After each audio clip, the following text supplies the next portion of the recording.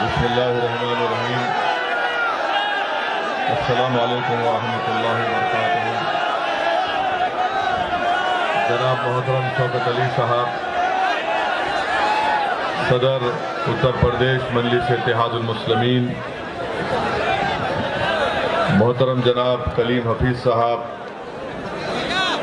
दिल्ली के मजलिस इत्तेहादुल मुस्लिमीन के सदर, मोहतरम जनाब वारिस पठान साहब, साबिक़ा रुकन असम्बली मुंबई, मेरे भाई जनाब पवन राव अम्बेडकर साहब, फरहान जुबैरी साहब, मेहताब चौहान साहब, मोहतरम इमरान बॉबी साहब, गुलाम साबिर साहब और एन अंसारी साहब जो ज़िला सदर हैं, शाहीन रज़ा साहब, आसिफ शेख साहब, गुलफाम सैयद साहब, इमरान अजहरी साहब, इस्लाम कुरैशी साहब, मोहसिन कुरैशी साहब, तौफीक प्रधान साहब, शुजा नकवी साहब, जनाब समीर जमाली साहब, मुनीर अहमद साहब, मेजर रहमान साहब, जनाब रिजवान खान साहब,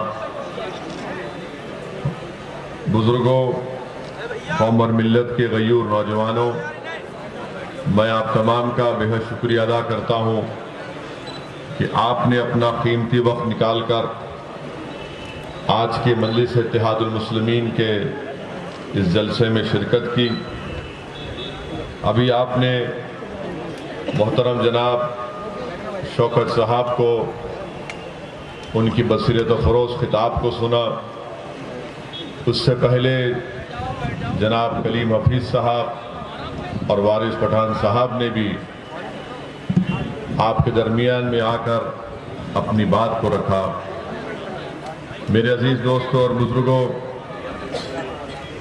मैं आपके सामने सिर्फ यही गुजारिश करने आया हूं कि भारत के संविधान के तहत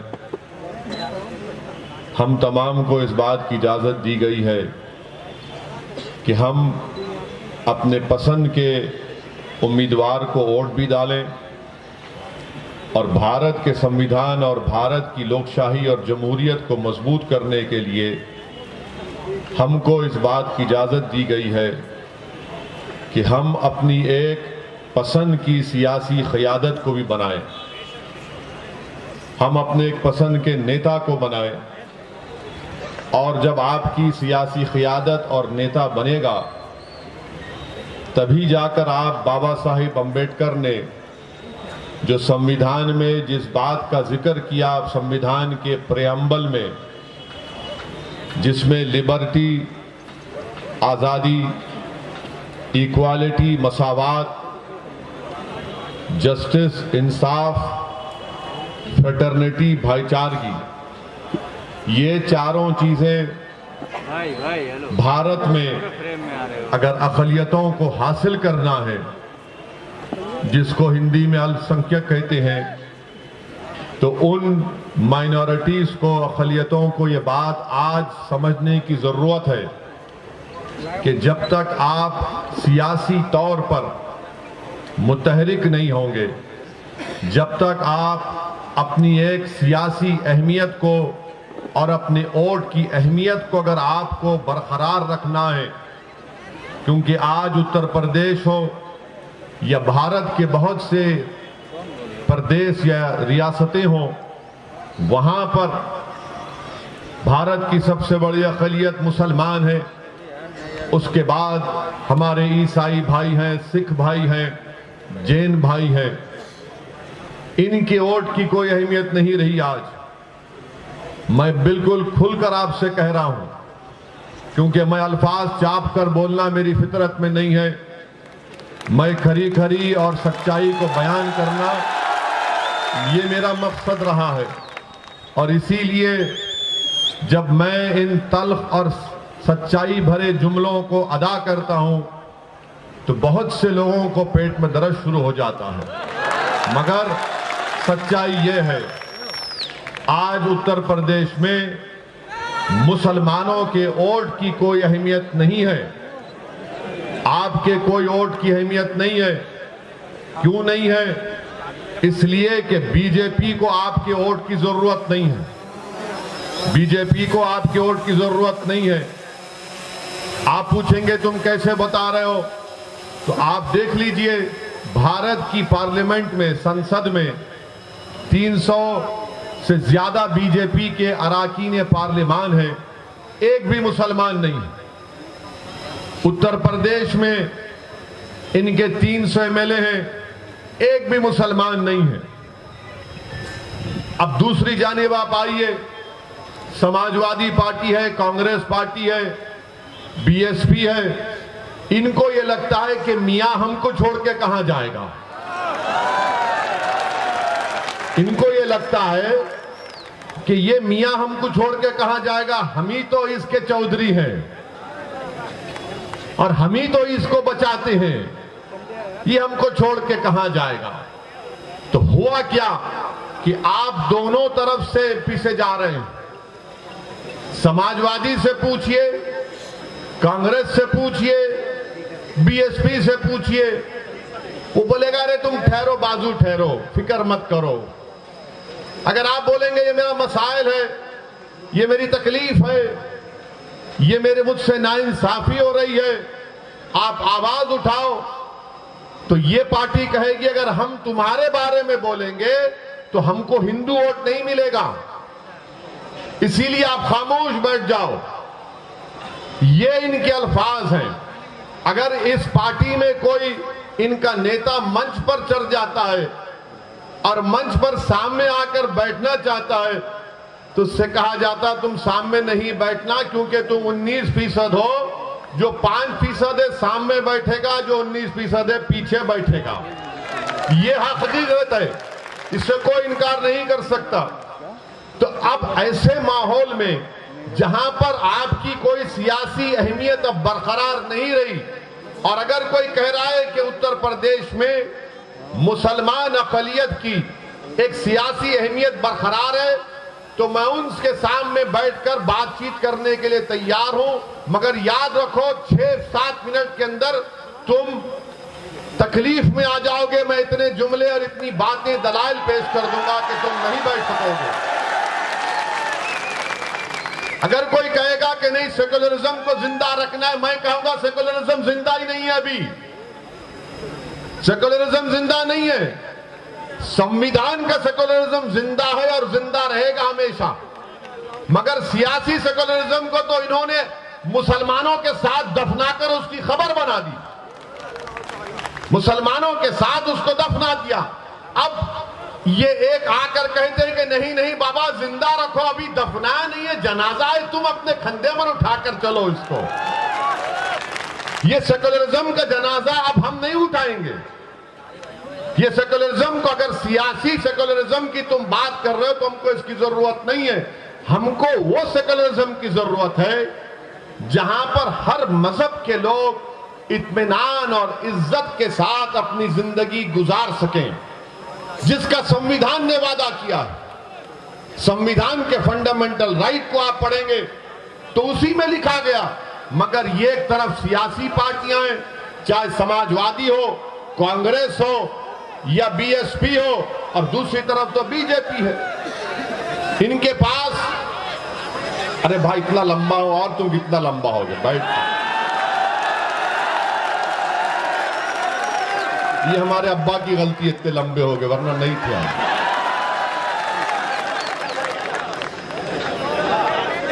तो मैं आपको बता रहा था कि ये सेकुलरिज्म के नाम पर आपके पास आते हैं। अच्छा, अब समाजवादी पार्टी क्या कर रही है? जहां कहीं शाम में मुस्लिम इलाकों में मैं सुना मुशायरा कर रहे हैं, हर जगह मुशायरा होता है, शायर आकर कलाम पढ़ता है, गंगा जमनी तहजीब, सेकुलरिज्म जिंदाबाद। अब बेचारा मुसलमान, अरे देखो कितना अच्छा बोला, मगर जब मुसलमान मुशायरे के बाहर निकलता है, अपने घर को जाता है, तो रास्ते में कोई उसको गाली देता है, ए मुल्ला कहां जा रहा है। उसको जब पता चलता कि यार ये तो मुशायरा था, शायर ने तो शेर कहकर दाद हासिल कर ली, मगर मुझे तो रोज ये अल्फाज और अशार सुनना पड़ते हैं, मुल्ला ये मुल्ला वो। गड़बड़ हो रहा है ना। मेरे अजीज दोस्तों और बुजुर्गों, यही तल हकीकत है, इसको आपको समझने की जरूरत है। सारी दुनिया में ईसाई बिरादरी के लोग क्रिश्चियन क्रिसमस मनाते हैं बड़े जोश और खरोश के साथ, उस मजहब का एक अहम दिन होता है। मगर इस साल भारत में ईसाई लोग क्रिसमस नहीं मना पाए। कई वाकयात आए कि जहां पर ईसाई लोग क्रिसमस मना रहे थे, वहां पर हिंदुत्व जहन रखने वाले आरएसएस से वाबस्ता लोग जाकर उनके उस त्योहार में खलल पैदा कर दिए, उनसे बहस की। और जब उन्होंने, ईसाइयों ने, क्रिश्चियन ने कहा कि हम अपने क्रिसमस को मना रहे हैं, तो उन्हें कहा नहीं, तुम कन्वर्जन कर रहे हो। कोई नहीं बोलता इसके ऊपर। इसीलिए मैं कह रहा हूं, याद रखो आप कि जब तक अक़लियतें अपनी सियासी अहमियत को बरकरार अगर रखना चाहते हैं, तो सबसे पहले आपको अपने दिमाग से ये पॉलिटिकल सेकुलरिज्म को निकालकर एक कचरे की कुंडी में फेंकना पड़ेगा। जिस दिन आप ये पॉलिटिकल सेकुलरिज्म को भूल जाएंगे, तो सच्चाई आपके सामने आ जाएगी। क्या बात है कि कोई पंजाब में जाकर सिखों के खिलाफ बोल सकता है? कोई पंजाब में जाकर सिखों के खिलाफ बोल सकता है? नहीं बोल सकता ना, क्योंकि सिखों को मालूम कि हमारी गीरत की कीमत क्या है। मगर हमको क्या मालूम? नहीं, सेकुलरिज्म, सियासी सेकुलर जिंदा रखना है। किसी ने सुनहरे गुरुद्वारा में जाकर बेअदबी की तो सिखों की गीरत जाग गई। मगर यहां पर क्या हो रहा है? रोज गाली दी जाती है, रोज बेइज्जत किया जाता है, रोज जलील किया जाता है, रोज रुस्वा किया जाता है। कोई रात ऐसी नहीं है जहां पर उस किसी बेटे की मां बेचैनी से करवटें ले लेकर अपनी रात नहीं गुजार देती फजर की अज़ान तक कि मेरा बेटा दूर है, कहीं जिंदा है या कुछ हो गया है। आप बताइए, ये हालात हैं हमारे वतन अजीज के, ये हालात है हमारे वतन अजीज के। मैं आपसे शिकायत करने आया हूं, मैं आपसे इल्तिजा करने आया हूं, मैं आपसे अपील करने आया हूं, मैं आपको नेता बनाने आया हूं, मैं आपको कायद बनाने आया हूं। मैं उत्तर प्रदेश में मुसलमानों की लीडरशिप और हिस्सेदारी की लड़ाई लड़ने आया हूं। मैं अपने लिए उत्तर प्रदेश को नहीं आया हूं। मैं उत्तर प्रदेश को अपनी जात के लिए या अपनी अना की तस्कीन के लिए या अपनी मकबूलियत में इजाफा करने के लिए या अपनी तकारीर के जरिए आपको जज्बात में लाकर नारे तकबीर अल्लाह अकबर के नारे लगाने के लिए नहीं आया हूं। मैं आपको एक पैगाम देने आया हूं, एक शऊर बेदार करने के लिए आया हूं, एक हकीकत को बयान करने आया हूं कि अब आपको उठना है, अब आपको उठना है मेरे अजीज दोस्तों और बुजुर्गों। कब तक आप बीजेपी के डर से, कब तक आप सियासी सेकुलरिज्म के इस झूठे वादे के ऊपर आप इन पार्टियों को वोट देते रहेंगे? आज आपको उत्तर प्रदेश में अपनी हिस्सेदारी की लड़ाई लड़ना है, आपको अपने हिस्से को हासिल करना है। अगर आप ऐसे ही इनके इस्तेसाल का शिकार हो जाएंगे, जिसको अंग्रेजी में कहते हैं पॉलिटिकल एक्सप्लॉयटेशन किया जाता है, तो बताइए क्या हासिल होगा फिर? 60 साल से अगर यहां पर मेरे जलसे में अगर कोई 70 साल के हमारे बुजुर्ग बैठे हैं, मैं आपसे अपील कर रहा हूं, अगर आप नहीं बैठे हैं तो जहां तक मेरी आवाज पहुंच रही, मैं आपके दिल से मुखातिब होकर कह रहा हूं, अपने दिल पर हाथ रखकर कहो कि मैंने जितने बातें कही वो सच है या झूठ है। कब तक आप इन लोगों के दिल फरेब बातों में आकर ये सियासी सेकुलरिज्म के नाम पर वोट देते रहेंगे? क्या हासिल हुआ मुसलमानों को? क्या तुमको मालूम उत्तर प्रदेश के मुसलमानों, तुम्हारी गरीबी का आपको मालूम आपकी गरीबी क्या है? उत्तर प्रदेश में 2% भी मुसलमान ऐसे नहीं है जिनके पास 2 एकड़ से ज्यादा जमीन हो। 2% भी नहीं है, 1.70, खाली 1.70% मुसलमानों के पास 2 एकड़ जमीन है। आपके पास तो वह भी नहीं, मगर आपके दिमाग में डाल दिया गया ये पॉलिटिकल सेकुलरिज्म को वोट डालो। क्या आपको मालूम उत्तर प्रदेश के माँ बाप, मुस्लिम माँ बाप से कह रहा हूं कि 71% मुसलमान बच्चे या तो अनपढ़ हैं या फिर सिर्फ प्राइमरी जमात तक पढ़े हैं। कौन जिम्मेदार है? मैं जिम्मेदार हूं उसका। मैंने जाकर कहा था कि स्कूल मत खोलो, मैंने जाकर कहा था कि जमीन मत बांटो। बताओ इसका हिसाब कैसा लिया जाएगा? किससे जवाब हासिल करेंगे? उत्तर प्रदेश की जेलों में 28% मुसलमान अंडर ट्रायल है। शौकत ने सही कहा, स्कूल खोलने की जगह थाना खुल जाता है, अस्पताल की जगह शराब खाना खुल जाता है। क्यों खुलता है? क्योंकि आपकी सियासी अहमियत नहीं रही। इनको मालूम कि मुसलमान को सिर्फ जज्बात में ला लो। मैं आपको यकीनन जज्बात में लाने के लिए कह रहा हूं, मगर जज्बात का इस्तेमाल ठोस काम के लिए होना चाहिए। और जितने मुसलमानों को आपने वोट दिया है माजी में, वो या तो बड़े बड़े फाइनेंशियल पावर रखने वाले दौलतमंद थे या फिर कोई और थे जिनका जमीन से कोई ताल्लुक नहीं था, जिनका गरीब मुसलमान नौजवानों के ख्वाबों को पूरा करने से उनका कोई मतलब नहीं था। इनको सिर्फ इलेक्शन जीतने से मतलब था। वो ये समझते थे कि हम जीत जाएंगे तो बस काम हो गया। मैं ये कह रहा हूं कि मैं मिटने तैयार हूं, मगर तुमको जीतना है इंशाअल्लाह ताला। हम मिटेंगे एक दिन इंशाअल्लाह ताला। हम सब मिटने के लिए आए, जमीन की ग़िज़ा बनने के लिए आए। कोई यहां पर ज्यादा जिंदा नहीं रहेगा। ये तो अल्लाह को मालूम कि कौन कितनी हयात लेकर आया, मगर हर एक को मौत का मजा चखना है। मगर मेरे अजीज दोस्तों और बुजुर्गों, क्या जिंदगी आप कैसे गुजार रहे हैं? किस मकसद के लिए गुजार रहे हैं? कैसे आपका वक्त चला जा रहा है? कैसे आपकी जवानी को बर्बाद कर दिया जा रहा है? ये मजलिस इत्तेहादुल मुस्लिमीन आपके दरमियान में आकर यही इन बातों को रखती है ताकि आप में एक शऊर बेदार हो जाए। आपने सुना, पढ़ा और देखा कि काशगंज के अल्ताफ को पुलिस स्टेशन में जान से मार दिया गया। कोई नहीं जाता अल्ताफ के पास, उसके घर वालों के पास। वो पुलिस स्टेशन में ले जाकर नल की टूटी से कहा गया कि उसने खुदकुशी कर ली। क्या कोई 3 फीट की नल की टूटी से खुदकुशी कर सकता है? मगर अल्ताफ की जान ले ली गई। वही एक गुप्ता साहब जिनका गोरखपुर में पुलिस ने उनको मारा तो मुख्यमंत्री पहुंच गए, अखिलेश पहुंच गए, घर को पहुंच गए। अरे तुम्हारी जिंदगी की अहमियत नहीं है, तुम वोट की क्या बात कर रहे हो? तुम्हारी मौत मौत नहीं है, दूसरों की मौत मौत है। तुम्हारी जिंदगी जिंदगी नहीं है, दूसरों की जिंदगी उन तुम्हारी जिंदगी से बढ़कर है। मेरे अजीज दोस्तों और बुजुर्गों, यह सच्चाई है।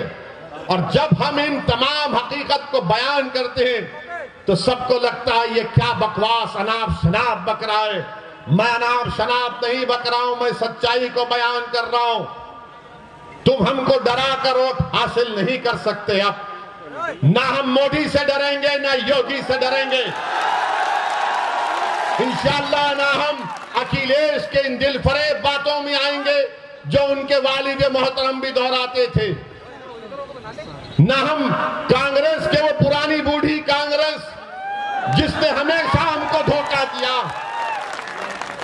आज आकर हमसे दिलफरेब बातें की जाती हैं कि हमको वोट दो, हमको ऐसा कर दो। 2017 में अखिलेश और कांग्रेस मिले थे ना, अखिलेश और राहुल मिलकर गाना भी बन गया था, यूपी को ये 2 लड़कों का साथ पसंद है। मगर क्या निकला?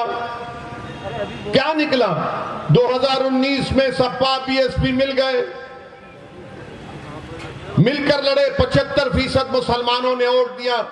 CSDS का डेटा बोलता है सिर्फ 15 लोकसभा की सीट जीते।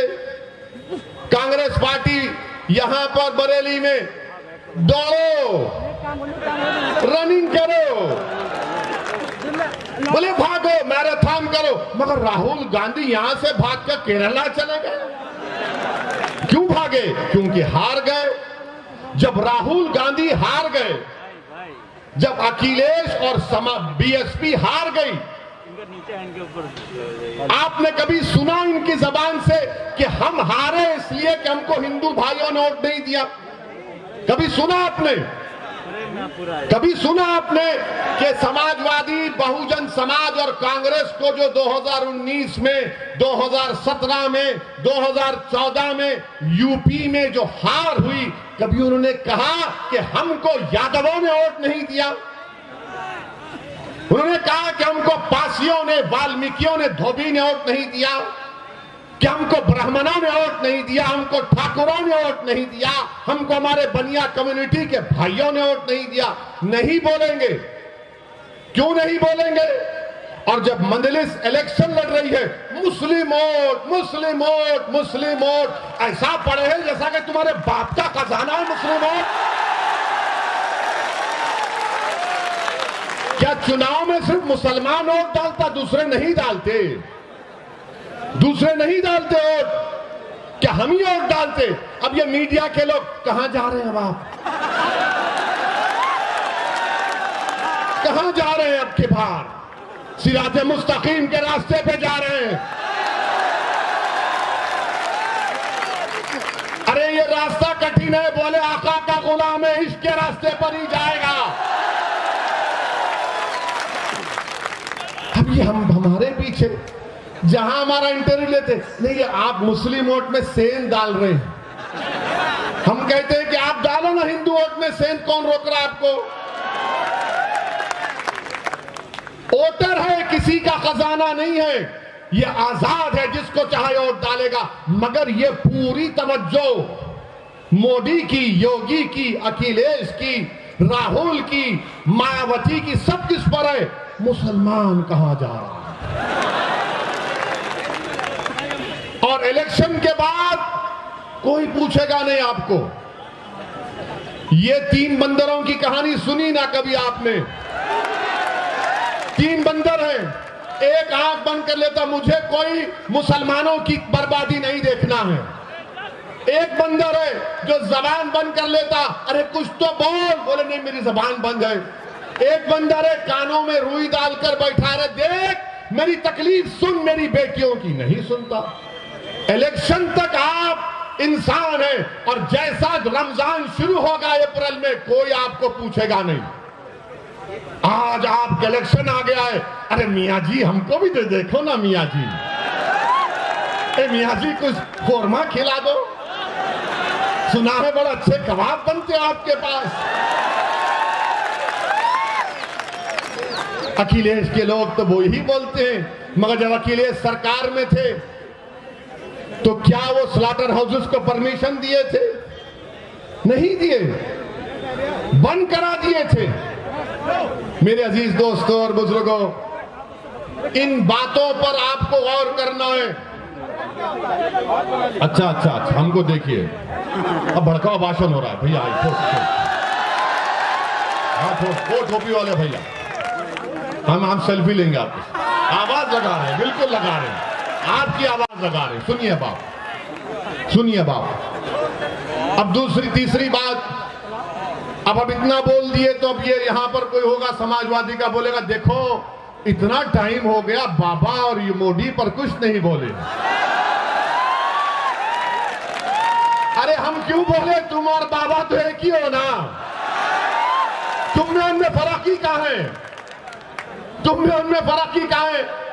अरे समाजवादी पार्टी के जिम्मेदारों, क्या मुलायम सिंह यादव साहब ने 2019 के लोकसभा के चुनाव से पहले, मैं पार्लियामेंट में बैठा हुआ था, मुलायम सिंह यादव साहब खड़े होकर अचानक कहे मोदी जी मैं आपको आशीर्वाद देता हूं, आप दोबारा प्रधानमंत्री बन जाइए। हम जब भी पूछे कांग्रेस के लोगों से, समाजवादी के लोगों से, देखो कौन बी टीम का काम कर रहा है, मुलायम सिंह बोलते हैं तो बोले नहीं बड़े बुजुर्ग हैं। अरे मेरे बुजुर्ग नहीं है मुलायम सिंह, उम्र में बड़े होंगे, मेरे बुजुर्ग नहीं है। तुम्हारे हो सकते तो तुम मानो, मैं नहीं मानता इनको, मैं किसी को नहीं मानता सिवाय अल्लाह के। मेरे अजीज दोस्तों और बुजुर्गों, मुलायम सिंह बोल दिए, कोई कुछ नहीं बोलेगा। आपके घर में शादी है, मोदी जी आते हैं तो ऐसा खुश होते हैं कि जैसा वाकई में वो दूल्हा आ गया। तस्वीर है और इनको फिक्र है ओवैसी की, ओवैसी की। अरे मुझ पर इल्जाम लगाने वालों, याद रखो मैं कोई नेक आदमी नहीं हूं, मैं खुला कह रहा हूं, मैं गुनाहगार हूं, मैं खताकार हूं, मैं सियाकार हूं, और मुझ में क्या क्या कमजोरियां हैं वो मेरा रब जानता है। मगर असदुद्दीन ओवैसी को जब मैं 3 अहादीस बार बार पढ़ता हूं अल्लाह के रसूल सल्लल्लाहु अलैहि वसल्लम की, तो मुझे एक उम्मीद नजर आती है। पहली हदीस कि जब रसूलुल्लाह सल्लल्लाहु अलैहि वसल्लम ने फरमाया कि एक महिला थी, गुनाहगार थी, मगर जब उसने रास्ते में एक कुत्ते को देखा जो प्यासा था, वो गुनाहों में लुत्फुत थी, मगर उसने उस कुत्ते को अपने कपड़े पल्लो डालकर अपनी जूती से पानी निकालकर उस कुत्ते की प्यास बुझाई, तो आका सल्लल्लाहु अलैहि वसल्लम ने फरमाया कि वो जन्नत में जाएगी। दूसरी हदीस हजरत अनस रज़ियल्लाहु तआला अन्हु रिवायत करते हैं कि एक सहाबी ने आकर पूछा, या रसूलल्लाह सल्लल्लाहु अलैहि वसल्लम क़यामत कब आएगी? रहमतुल्लाह अलमीन कमली वाले ने पूछा, तूने उसके लिए क्या तैयारी की? तो कहा ज्यादा आमाल नहीं है, हसनात नहीं है, ज्यादा ज़कात सदकात नहीं है, मगर मैं आपसे बेइंतहा मोहब्बत करता हूं। तो आका ने फरमाया कि तू मेरे साथ होगा। असदुद्दीन ओवैसी के पास कुछ नहीं है, मगर एक दावा तो कर सकता हूं कि मैं रसूलुल्लाह सल्लल्लाहु अलैहि वसल्लम को बेपनाह चाहने वाला हूं। आज दुनिया में मुझे मोहब्बत मिले या ना मिले, मगर उस दिन तो मिलेगी इंशाअल्लाह ताला। और तीसरी हदीस जो मुझे याद आती है कि अल्लाह के रसूल सल्लल्लाहु अलैहि वसल्लम ने फरमाया कि हशर का मैदान होगा, तुम मुझ पर इल्जाम लगा रहे हो ना, तो तैयार हो जाओ उस दिन के लिए। मेरा ईमान है, मेरा फेथ है, आप ना मानते ना मानो। हशर का मैदान होगा, कमली वाले ने फरमाया कि मेरी उम्मत प्यासी होगी, मैं हौज़े कौसर के पास होऊंगा, मेरी उम्मत के अमाल तोले जाएंगे, कमी होंगी पूरा करूंगा।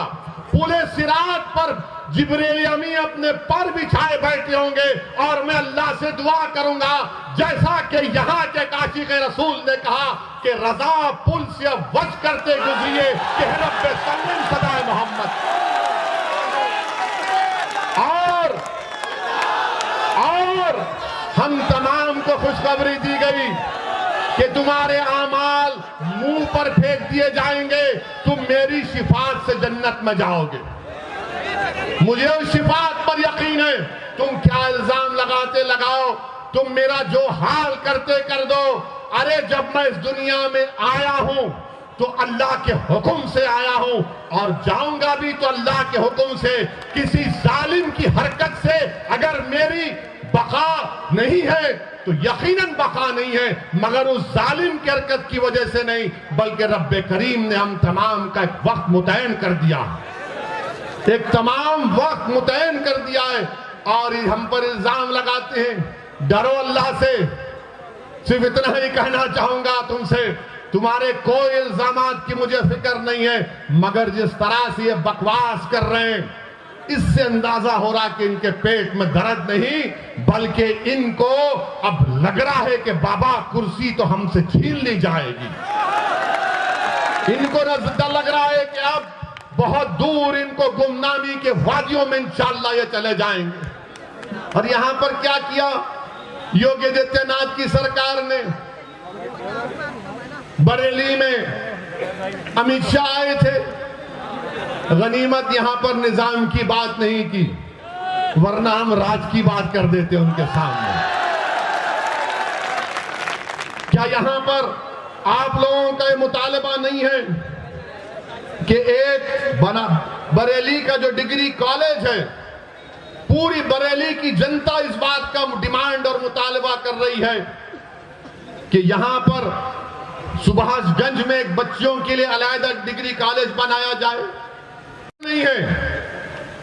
इनको सिर्फ हिंदुत्व की फिक्र है। यहां पर रबर फैक्ट्री, अब चुनाव आ गया तो सब दौड़ रहे, रबर फैक्ट्री खोल दी जाएगी, सरकार ले लेगी।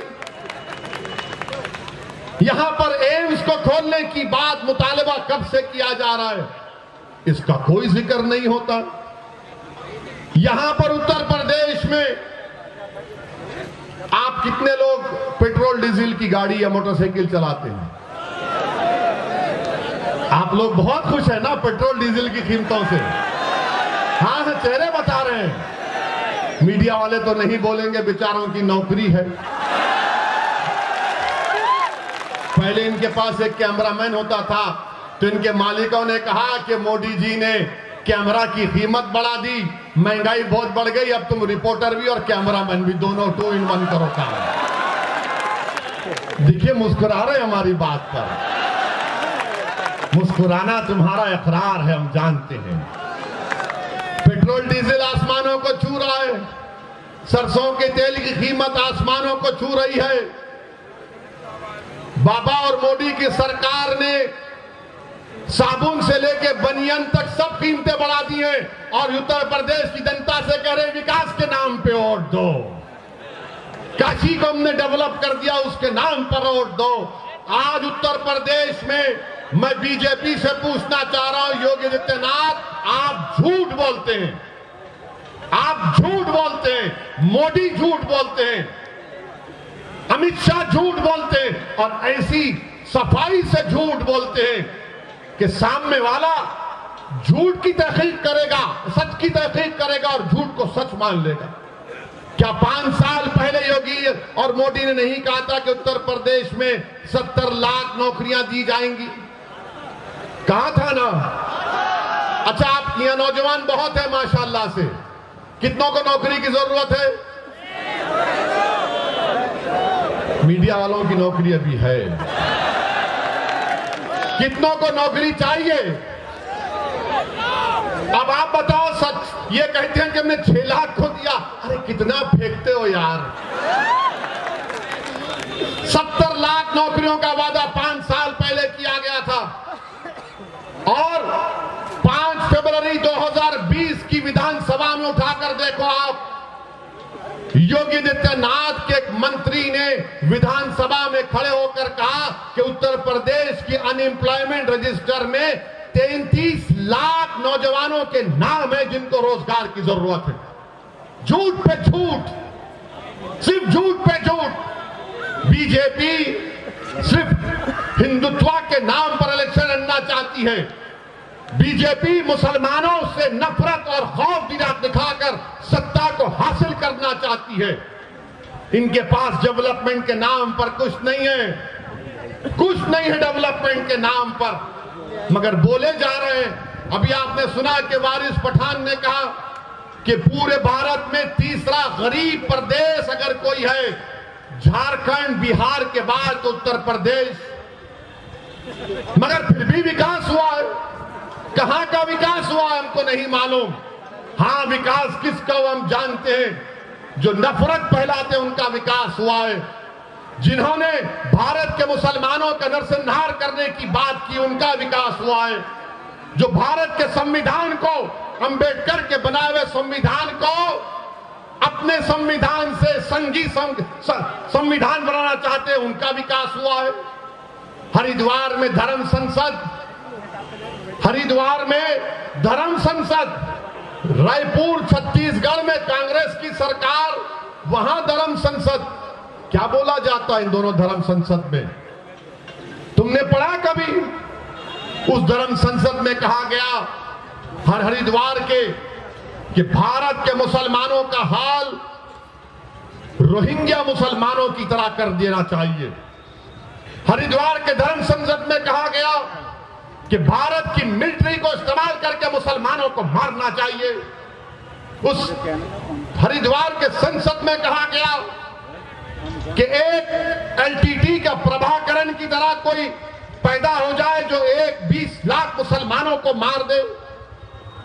रायपुर में कहा गया, छत्तीसगढ़ छत्तीसगढ़ में कि इंसानियत को बचाना है तो मुसलमानों को खत्म कर दो भारत से। कोई गिरफ्तारी हुई अभी तक? हरिद्वार में गिरफ्तारी हुई, रायपुर में हुई एक की, मगर किस उन्मान पे गिरफ्तारी हुई रायपुर में कि उन्होंने गांधी को नाम शनाब कहा। अरे तुमको अगर गांधी से मोहब्बत है तो सुनो जालिमों, जो धर्म संसद के नाम पर भारत में नफरत फैला रहे हो, गांधी को क्यों मारा गया था? गोडसे ने गांधी को क्यों मारा?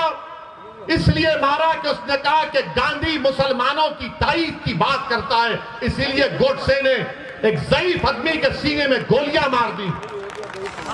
अगर गांधी से मोहब्बत है तो गिरफ्तार करो पूरों को।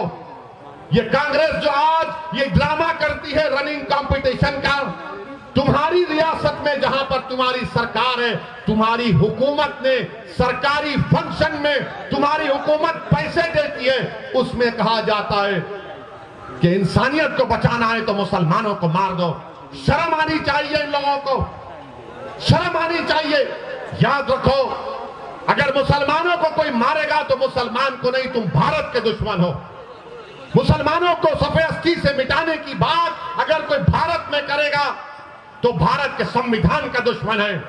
अगर कोई मुसलमानों को रोहिंग्या मुसलमानों की तरह उनका हाल करने की बात करेगा तो तुम दुश्मन हो अल्लामा फजल खैराबादी के, तुम दुश्मन हो मुजाहिदीन आजादी के, जिन्होंने इस मुल्क को आजाद कराने के लिए अपनी जानों को कुर्बान किया।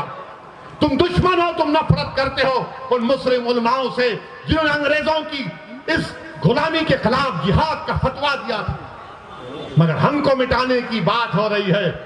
अगर आज के इस जलसे में असदुद्दीन अवैसी को अनपार्लियामेंट्री अल्फाज या गैर अखलाकी अल्फाज अगर मैं मोदी के बारे में कह दूं या योगी के बारे में कह दूं या फिर बरेली में, यहां पर बरेली में अगर कोई फेसबुक पर कुछ लिख दे तो 4 घंटे के अंदर हजरत पुलिस पहुंच जाएगी उसके घर को और बोलेगी बेटा चल तेरे को दामाद बनाना। मगर ये सब बोलेंगे, ये बोलेंगे तो पुलिस क्यों नहीं करती इनके खिलाफ? इनको दामाद क्यों नहीं बनाती? क्या ये तुम्हारी नाजायज औलाद है जो बकरी हरिद्वार छत्तीसगढ़ में? हम के कानपुर की तकरीर में एक 80 साल के मुसलमान को एक दलित पुलिस के ऑफिसर ने खामोशी से लाकर कागज पर लिख कर दिया कि बोलो इस पर अवैसी तुम। एक 80 साल के मुसलमान को जिसकी दाढ़ी है, उसको एक मुकामी थानेदार ने उसकी दाढ़ी को खींचा, उस पर पेशाब करवाया। तो हमने कहा कि कब तक रहेंगे इख्तिदार की कुर्सियों पर बैठने वाले, चाहे ओवैसी हो, चाहे मोदी हो या योगी हो। तो सबको दर्द हो गया। इसने हिंदू धर्म के खिलाफ कहा, अरे जालिमों, मैं किसी धर्म के खिलाफ ना था, ना कभी हूं, ना कभी रहूंगा इंशाअल्लाह ताला। भारत का संविधान मेरे लिए अजीज है और भारत के संविधान में तो उसको भी इजाजत है जो किसी खुदा, भगवान, अल्लाह, जीसस को नहीं मानता। मगर इनका क्या है? नहीं, हर चीज को इधर जोड़ देते। याद रखो, ये सच्चाई है मेरे अजीज दोस्तों और बुजुर्गों। बीजेपी इस मुल्क में खुलकर हिंदुत्व की पॉलिटिक्स कर रही है, इससे कोई इनकार नहीं किया जा सकता।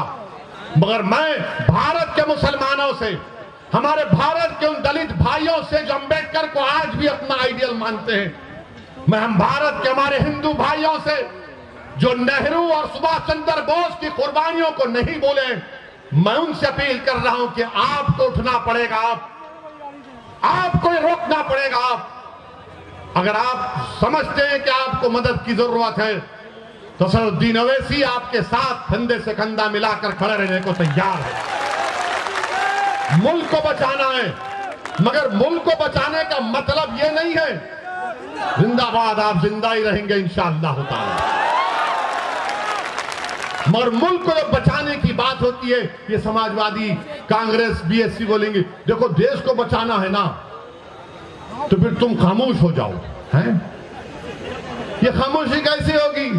नहीं नहीं, तुम कुछ मत करो, तुम खामोश बैठो, हम देख लेंगे। तुम नहीं देख सकते इनको। तुम मुकाबला ही नहीं कर सकते मोदी से। मोदी मंदिर मंदिर कर रहे हैं तो अखिलेश बोल रहे मैं भी परशुराम का मंदिर बनाऊंगा। बोलते हैं ना, आपका मजहब है, चलिए हमको इतराज नहीं है, मगर मुल्क में लड़ाई क्या है? योगी आदित्यनाथ ने अपनी तकरीर में कहा राहुल गांधी के बारे में कि राहुल गांधी किसी मंदिर में गए तो उनको मंदिर के आधार नहीं मालूम था। तो बाबा ने कहा कि ऐसा बैठे कि मंदिर के किसी पुजारी ने कहा अरे ये मंदिर है मस्जिद नहीं। मुझे यकीन है कि मंदिर के पुजारी ने इस तरह नहीं कहा होगा, क्योंकि जब किसी की इबादत गाह में जाता है तो खुदा की इबादत करने के लिए जाता है। लोग दरगाह को आते हैं आला हज़रत के, आते हैं ना, तो क्या पूछा जाता है? क्या पूछा जाता है? आते हैं, अकीदत है, किसी मजहब का आता है। मगर योगी ने खैर इजाफा कर दिया। अब सवाल यह पैदा होता है कि भारत में लड़ाई यह है कि सबसे बड़ा हिंदू कौन है? मोदी बोलते हैं कि मुझसे बड़ा कोई हिंदू नहीं है। योगी बोलते हैं कि मैं अब मोदी के बाद का प्रधानमंत्री बनने वाला हूं। राहुल बोलते हैं कि देश में सिर्फ हिंदू ही प्रधानमंत्री बन सकता है, उनका स्टेटमेंट है। अखिलेश बोलते हैं कि मैं ही सबसे बड़ा हिंदू हूं। हम इन तमाम से कहना चाह रहे हैं, दोबारा कह रहा हूं, आप लोग मोदी जी, योगी जी, अखिलेश जी, राहुल जी एक कमरे में बैठकर, वैसे तो बैठते जरूर हैं, बैठते जरूर हैं। हमारे हैदराबाद में कहावत है, मैं तेरी पीठ खुजाता हूं तू मेरी पीठ खुजा, कहते हैं। आप बैठकर तय कर लीजिएगा सबसे बड़ा हिंदू कौन है, मगर वो भी नहीं करेंगे। और फिर अभी आप देखो, एक बीजेपी के एमपी हैं राज्यसभा के, उनका नाम शायद हरनाथ साहब है। उन्होंने बीजेपी के सदर को खत लिखा और कहा कि श्री कृष्णा मेरे ख्वाब में आए और मुझसे कहा कि बाबा योगी आदित्यनाथ को मथुरा से विधानसभा का चुनाव लड़ाओ। तो अखिलेश भैया बोले हाँ मेरे ख्वाब में भी आए थे। अखिलेश ने कहा मेरे ख्वाब में भी आए थे और आकर मुझसे कह दिया कि तू ही सत्ता में आ रहा है। अब आप बताइए, पार्लियामेंट संविधान में आर्टिकल 51 है जो कहता है कि इंसान को मजहब ही रह सकता है, नहीं भी रह सकता है, मगर एक साइंटिफिक टेम्परामेंट डेवलप करना है, एक साइंटिफिक टेम्परामेंट। उत्तर प्रदेश का चुनाव हो रहा है या किंडरगार्टन का कोई ड्रामा हो रहा है यहां पर? इनको ख्वाब में ये दिख कर आए, इनको ख्वाब में वो दिख कर आए। तो मुसलमान के ख्वाब क्या है बोलता हूं मैं आपको। हमारे ख्वाब तो छोड़ो, हर मां रात भर सोचती है कि कल खाना क्या खिलाऊंगी मेरी बच्चे को। हर बीवी ये सोचती है कि कल जब मेरा शौहर घर से निकल कर जाएगा, जानवर बेचने गांव में जाएगा, तो क्या जिंदा वापस आएगा या लाश उसकी आएगी। हर बेटा ये देख रहा है कि मेरी आमदनी कम हो गई, इतनी कम हो गई कि मैं आज के इस उत्तर प्रदेश और भारत में अपने बाप से कम आमदनी को कमाता हूं। हर बेटी ये फिक्र में है कि मैं कॉलेज नहीं जा सकती इसलिए कि मेरी इज्जत लूट ली जाएगी, इज्जत लूट ली जाएगी। मैं उत्तर प्रदेश के मुसलमानों को पैगाम देने आया हूं। मैं आपको खोलकर कह रहा हूं कि आपको ख्वाब देखना है अब इंशाअल्लाह ताला, आपको ख्वाब देखना है इंशाअल्लाह ताला। मगर कोई कहेगा ओवैसी अगर ख्वाब को बयान कर दूंगा तो कहीं समाजवादी और कांग्रेस और बीजेपी मेरे ख्वाबों को चूर तो नहीं कर देगी। नहीं करेगी इंशाअल्लाह ताला। तुम ख्वाब तो देखो, तुम ख्वाब तो देखो ना। सपने की कि मेरा बेटा ऐसा डॉक्टर बनेगा जो तमाम बीमारियों का इलाज करेगा, मेरी बेटी देश की प्रधानमंत्री बनेगी इंशाअल्लाह ताला मुसलमानों की बेटी। मैं जिंदा रहूं या ना रहूं यह ख्वाब होगा इंशाअल्लाह पूरा। तुम ख्वाब देखो कि मेरा बेटा या बेटी साइंटिस्ट बनेगी तो वो कैंसर की दवा निकालेगी, मेरा बेटा या बेटी वकील बनेगी तो दलितों पर, मुसलमानों पर, हिंदुओं पर, आदिवासियों पर जुल्म होगा तो उनके हक के लिए लड़ेगा, दुनिया का मायनाज वकील बनेगा। ये ख्वाब देखो आप, इन ख्वाबों को देखना है आपको। तुम ख्वाब देखो कि उत्तर प्रदेश में मुसलमान अपना हिस्सा लेकर रहेंगे इंशाअल्लाह ताला।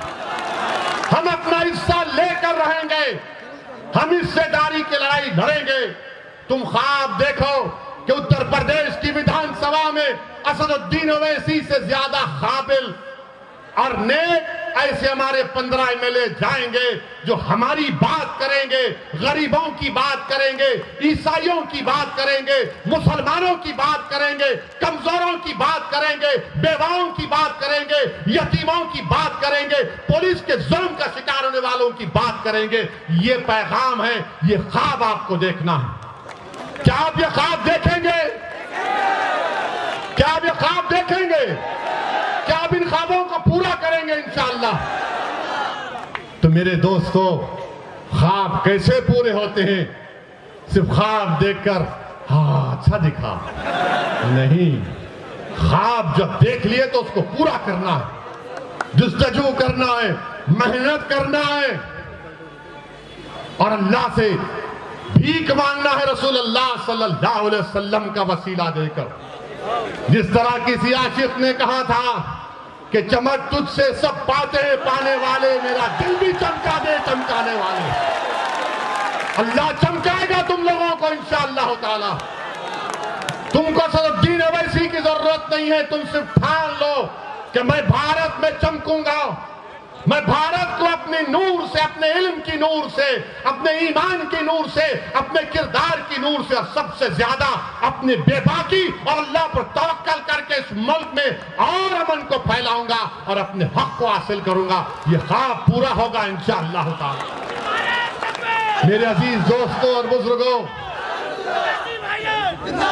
मेरे अजीज दोस्तों और बुजुर्गों, इन ख्वाबों को पूरा करने के लिए विधानसभा के चुनाव में उत्तर प्रदेश के मुसलमानों को मुत्तहिदा अपने वोट का इस्तेमाल करना पड़ेगा।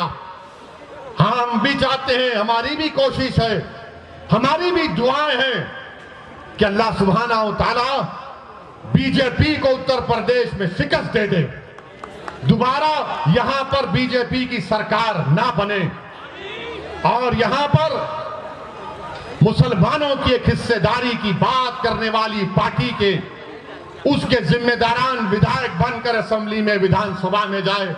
ये भी हमारा ख्वाब है। अब ये ख्वाब अखिलेश का क्या है नहीं मालूम, बिल्ली के ख्वाब में छिछड़े ही नजर आते हैं।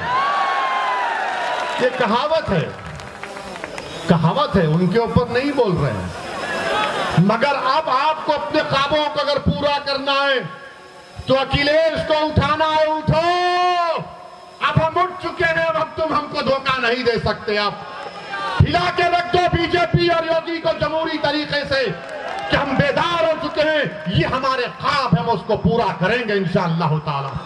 और याद रखो, अगर तुम अपने आप को नहीं बदलोगे तो अल्लाह तुमको नहीं बदलेगा।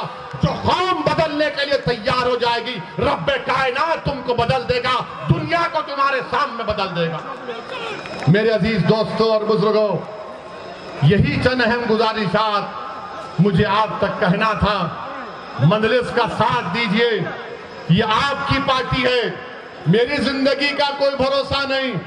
कोई कहता है गर्दन उठा देंगे, भाई जो करना है करो, जो करना है करो, मगर मेरा भी एक ख्वाब है, शायद आपका भी ख्वाब होगा कि इस दुनिया से जाने से पहले अल्लाह हमको ख्वाब में रसूलुल्लाह सल्लल्लाहु अलैहि वसल्लम का दीदार करा दे। मेरा भी ख्वाब है कि जब रूह निकली जाएगी तो मेरी जबान पर अशहदु अल्ला इलाहा इल्लल्लाह व अशहदु अन्ना मुहम्मद रसूलुल्लाह रहे।